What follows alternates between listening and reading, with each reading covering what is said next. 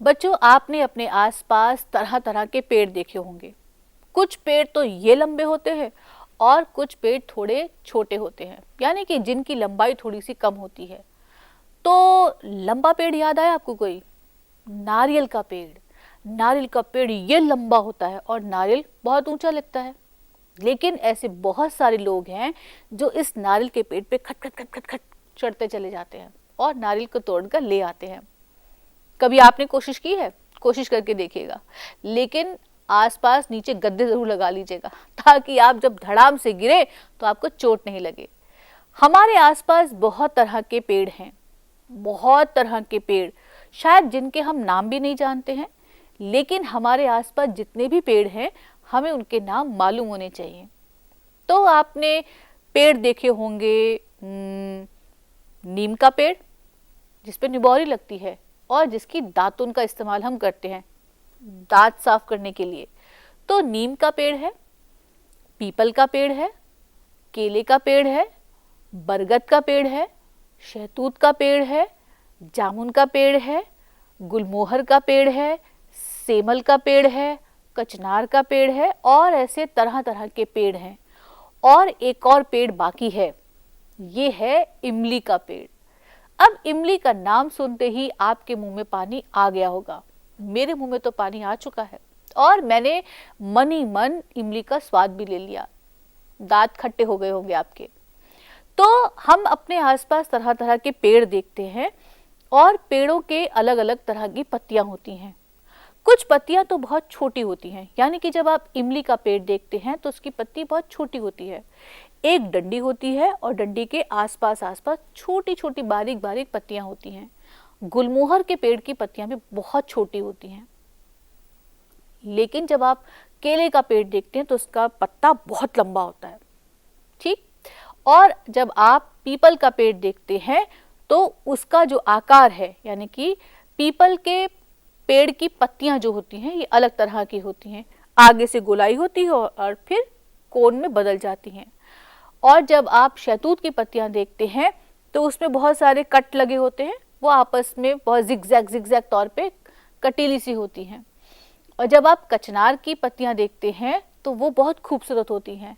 होता क्या है, उसमें दो पत्तियां ऐसे और ऐसे जुड़ी होती हैं, तो जब आप उसे खोलते हैं तो पत्तियां ऐसा लगता है कि पीछे से जुड़ी हुई हैं।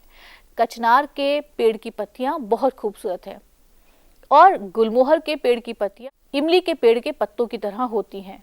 हमारे आसपास जितनी तरह के पेड़ हैं उतनी तरह की पत्तियां हम अपने आसपास देखते हैं। लेकिन क्या फर्क है पत्ती में? पत्ती में एक फर्क हो सकता है उसके आकार को लेकर।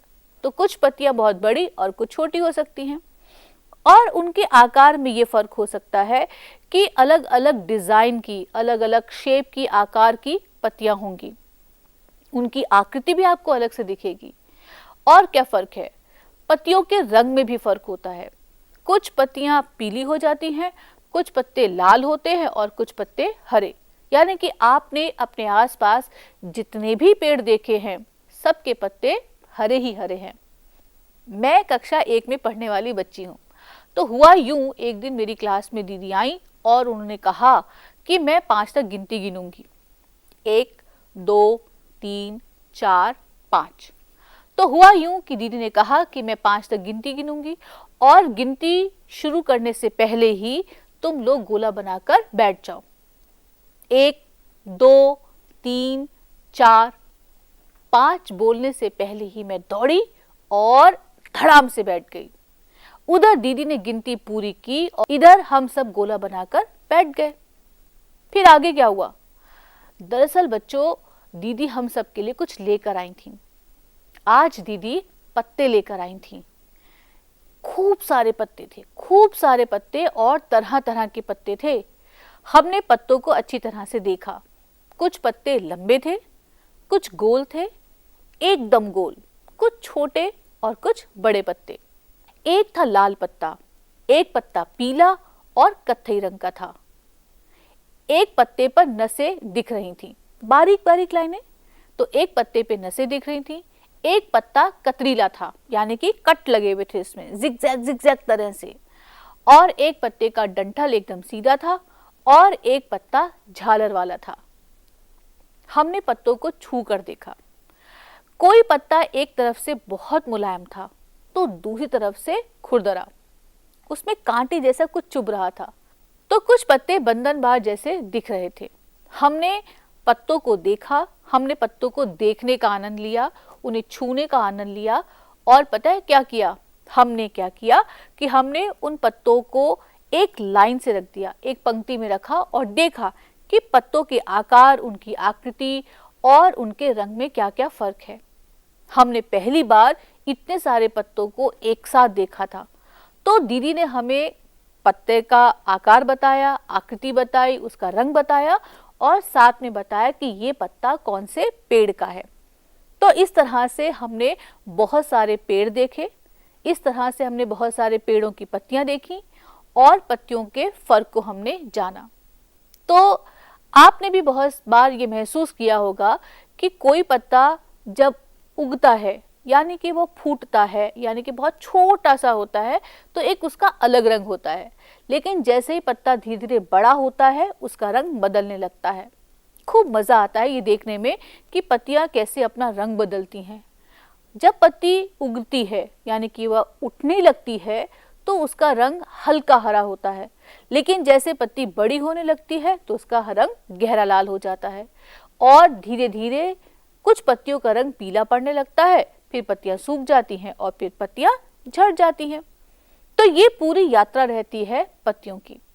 तो आपने भी अपने आसपास बहुत सारे पेड़ देखे होंगे, उनकी पत्तियां देखी होंगी। इस बार आप उन पत्तियों को गौर से देखिएगा और ये देखने की कोशिश कीजिएगा कि आपके आसपास जितने पेड़ हैं उनकी पत्तियों में क्या क्या फर्क है।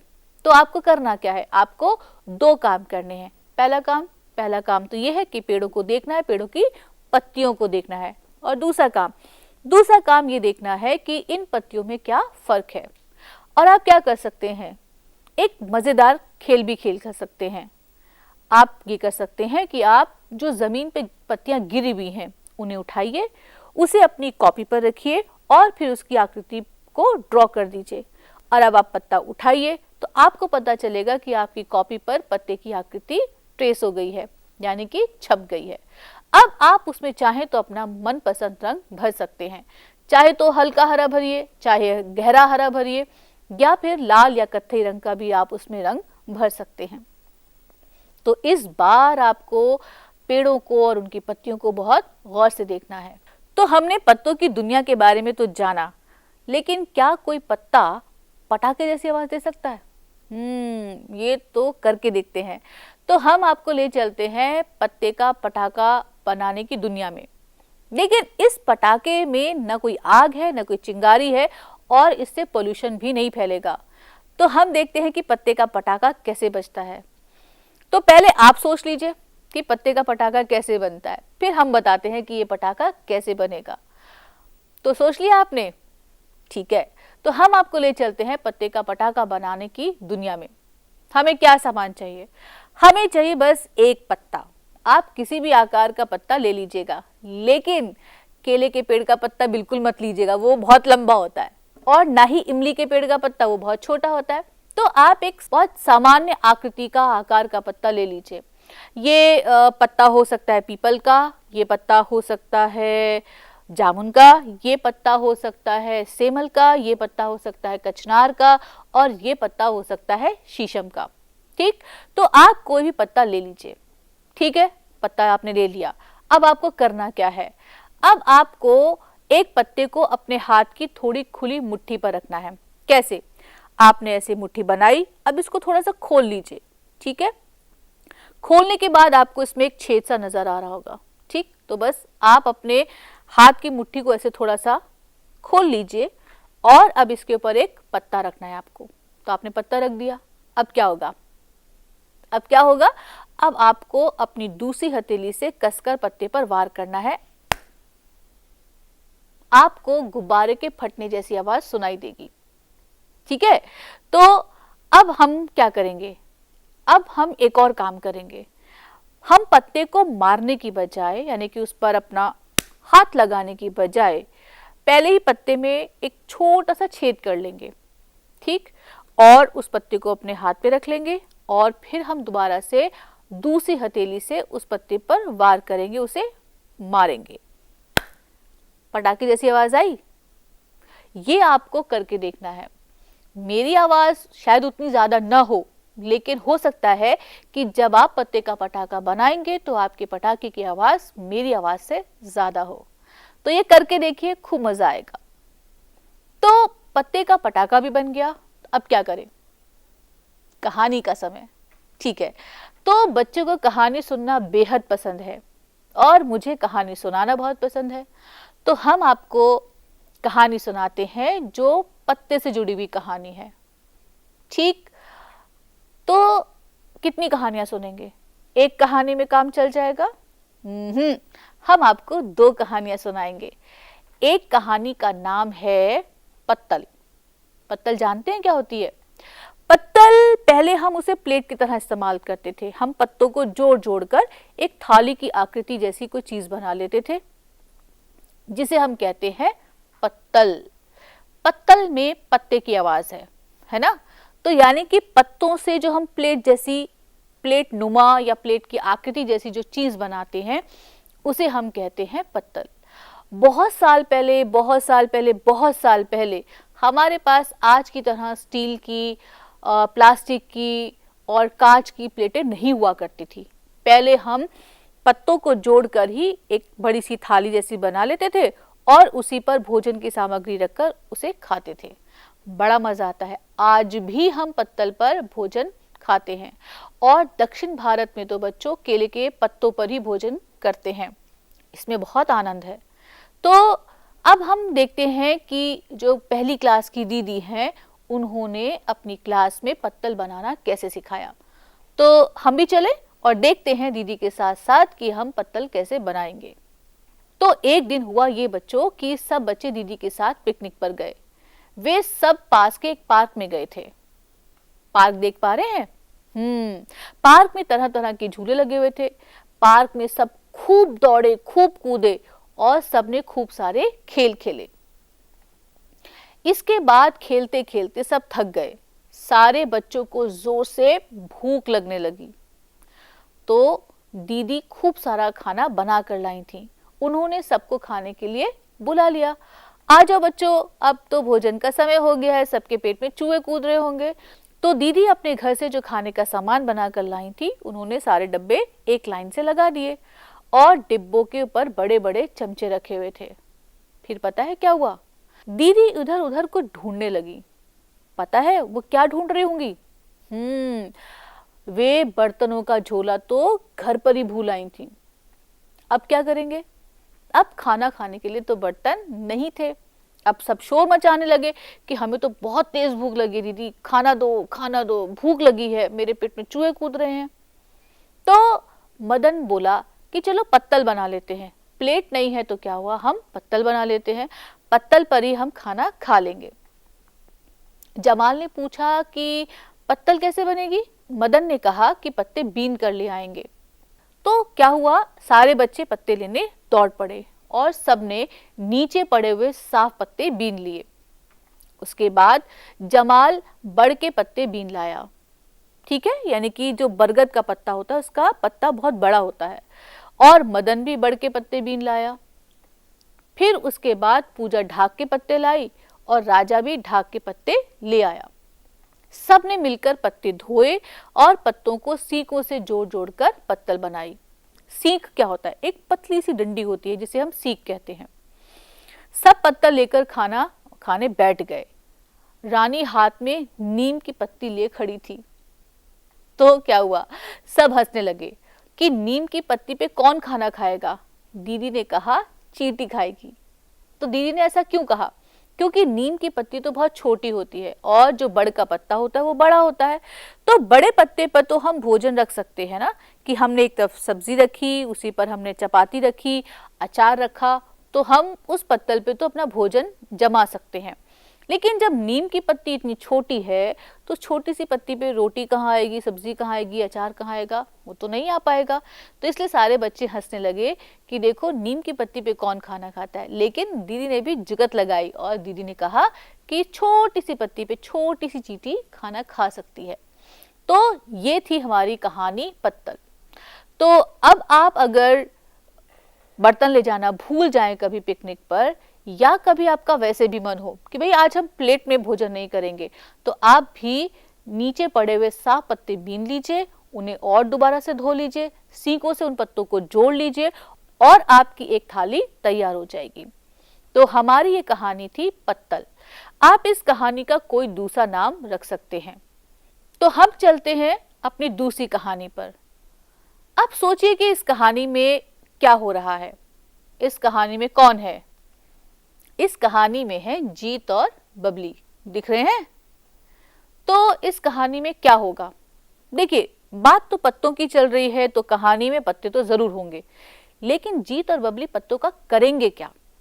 तो आइए हम सुनते हैं ये कहानी, और इस कहानी का नाम मैं अभी नहीं बताऊंगी। हम इस कहानी का नाम कहानी सुनने के बाद तय करेंगे। तो चलिए हम अपनी चलते हैं कहानी पर। तो बच्चों, हुआ यूं कि एक दिन बबली बहुत खुश थी। जैसे आप बच्चे बहुत खुश रहते हैं, तो एक दिन बबली बहुत खुश थी। वे सारे घर में पी पी पी पी करती घूम रही थी। उसने अपने लिए एक पीपनी बनाई थी। पीपनी में से बड़े जोर की आवाज निकलती थी। अब आप पूछेंगे कि पीपनी क्या होती है, तो ये तो बबली बताएंगी। तो जब बबली अपने घर में पी पी की आवाज करते हुए घूम रही थी, तो तभी नाजिया और मदन उनके घर आए। मदन का मन पीपनी बजाने को कर रहा था। उसने बबली से पीपनी मांगी। बबली ने पीपनी देने से मना कर दिया। उसने कहा, मैं क्यों दूं? मदन बोला कि मुझे पीपनी बनाना सिखा दो। तो नाजिया भी पीपनी बनाना सीखना चाहती थी। बबली सिखाने के लिए तो मान गई। वह सबको लेकर घर के बाहर गई। तो क्या होगा? होगा ये कि बबली ने सबको आम की गुठलियां ढूंढने के लिए कहा। बाहर आम के बहुत सारे छोटे छोटे पौधे दिख रहे थे। कई पौधे गुठलियों में से निकले हुए थे। सब आम की गुठलियां ढूंढने में जुट गए। इसके बाद बबली ने समझाया कि आम की कैसी गुठली चाहिए। गुठली में छोटा सा पौधा निकलना होना चाहिए। सबसे पहले नाजिया को आम की वैसी गुठली मिली, फिर मदन और जीत को भी गुठलियां मिल गईं। आगे क्या हुआ? आगे हुआ यूं कि बबली ने सभी गुठलियों को धोने के लिए कहा। आंगन में एक बाल्टी में पानी रखा हुआ था। सबने बाल्टी में डालकर अपनी गुठली साफ की। सबको इकट्ठे बाल्टी में हाथ डालने में बड़ा मजा आ रहा था। सबने यूं बाल्टी में हाथ डाले और ऐसे ऐसे करके वे गुठलियों को धोने लगे। बाल्टी का पानी गंदा हो गया था। सबने फिर नल पर अपनी गुठली धोई। नल की धार में गुठली का सारा कचरा निकल गया। सबकी गुठलियां एकदम साफ हो गईं। फिर तो हुआ ये कि बबली ने फिर गुठली का छिलका निकालने को कहा। उसने एक गुठली का छिलका निकालकर दिखाया। सबने अपनी अपनी गुठली के छिलके निकाल दिए। छिलकों के अंदर से एक और गुठली निकली। कभी देखी आपने? इस बार जरूर ट्राई कीजिएगा। जब आप आम खाएं और आम की गुठली बच जाए, तो उस गुठली को दोबारा से खोलकर देखिएगा, तो उसके अंदर एक छोटी सी गुठली और होगी। सब अंदर की गुठली को बहुत ध्यान से देखने लगे। गुठली में से आम की खुशबू आ रही थी। बहुत मजा आ रहा था। काश हम आम भी खाते। तो हर गुठली में से एक छोटा सा पौधा निकला हुआ था। सबने धीरे धीरे उस पौधे को अलग किया और बबली ने सबसे गुठलियां घिसने को कहा। तो सबने जमीन पर उस गुठली को घिसा। तो बबली ने समझाया कि गुठली को धीरे से घिसना है और गुठली तब तक घिसो जब तक उसकी दो फांके दिखाई न देने लगे। तो बबली ने एक गुठली को घिसकर दिखाया। उसके बाद सब पत्थर पर अपनी गुठलियां घिसने लगे। मदन ने अपनी गुठली बहुत धीरे से घिसी। नाजिया ने अपनी गुठली को जोर जोर से घिसा। जीत ने भी अपनी गुठली घिस ली। सबको गुठलियों में से दो फांके दिखाई देने लगी। बबली ने बताया कि लीजिए, आपकी पीपनी तैयार है। उसने सबकी पीपनी हाथ में लेकर देखी। बबली ने मदन की पीपनी थोड़ी और घिसी। उसके बाद बबली ने पीपनी में फूंकने के लिए कहा। तो सबने अपनी पीपनी को मुंह के पास रखा और फूंकने के लिए कहा। मदन अपनी पीपनी पी पी करके बजाने लगा। वह पी पी करते हुए भागा। नाजिया की पीपनी तो बजी ही नहीं। क्यों नहीं बजी होगी? क्योंकि नाजिया अपनी गुठली को बहुत तेजी से घिस रही थी। तो बबली ने नाजिया से कहा कि जाओ दूसरी गुठली लेकर आओ। तो बबली ने नाजिया से दूसरी गुठली लाने के लिए कहा। नाजिया एक और गुठली लेकर आई। उसने अपनी गुठली को धोया, घिसा। इस बार क्या हुआ? इस बार नाजिया की पीपनी बच गई। तो आपको मजा आया? मुझे तो इस कहानी में बहुत मजा आया और बच्चों को भी बहुत मजा आया। नाजिया ने खूब जोर से अपनी पीपनी बजाई, मदन भी जोर जोर से पीपनी बजा रहा था, जीत की पीपनी भी बज रही थी। सब ने खुश होकर अपनी अपनी पीपनी बजाई। तो इस कहानी का क्या नाम रखेंगे? आप इस कहानी का नाम रख सकते हैं पीपनी, इस कहानी का नाम रख सकते हैं पीपी, इस कहानी का नाम रख सकते हैं बबली की समझदारी, इस कहानी का नाम रख सकते हैं गुठली ही गुठली। और पता है नाजिया ने इस कहानी का क्या नाम रखा? नाजिया ने इस कहानी का नाम रखा चलो पीपनी बनाएं। लेकिन आप ये कह सकते हैं कि हम इस कहानी का नाम रखेंगे चलो पीपनी बजाएं। तो आप अपनी कहानी को अपना मनपसंद नाम दीजिए और हम आपसे इस वक्त चाहते हैं इजाजत, ताकि आप सब बच्चे दौड़ कर जाएं और ऐसी गुठली ढूंढें जैसी गुठली बबली ने लाने के लिए कहा था। लेकिन आपको ध्यान क्या रखना है? गुठली को बहुत साफ पानी से धोना है, फिर उसे खोलना है, उसके अंदर एक और छोटी गुठली मिलेगी और उसे जमीन पे हल्के हाथ से घिसना है। और तब तक घिसना है जब तक आपको 2 फांके न दिखाई दें। ठीक है? और बस करना क्या है, बस फूंक मारिए और पीपी की आवाज आएगी। तो अब आप अपनी पीपनी खुद भी बना सकते हैं। आपने अपनी पीपनी कैसे बनाई? पीपनी बजी या नहीं बजी, या आपकी गुठली ही फट गई यानी कि वो टूट गई? तो आप ये काम कीजिए, अपने अनुभव हमें जरूर लिखकर भेजिएगा। भेजना कहाँ है? भेजना है आपको मेल पर। ठीक, तो आप अपने अनुभव, अपने चित्र, अपनी कहानियां किसी भी तरह से आगे बढ़ाइए और हमारे पास भेजिए। हम क्या करेंगे? हम एक काम करेंगे, आपकी कहानियों को, आपके चित्रों को, आपके अनुभवों को हम आपकी ही बाल पत्रिका फिर की बच्चों की में प्रकाशित करेंगे। अब आप कहेंगे कि दीदी ने ईमेल आईडी तो बताया नहीं। तो हाँ, मैंने तो आपको ईमेल आईडी बताया ही नहीं। आप ईमेल आईडी नोट कीजिए। ईमेल आईडी है earlyliteracy.ncert@gmail.com। दोबारा से कह देते हैं, earlyliteracy.ncert@gmail.com।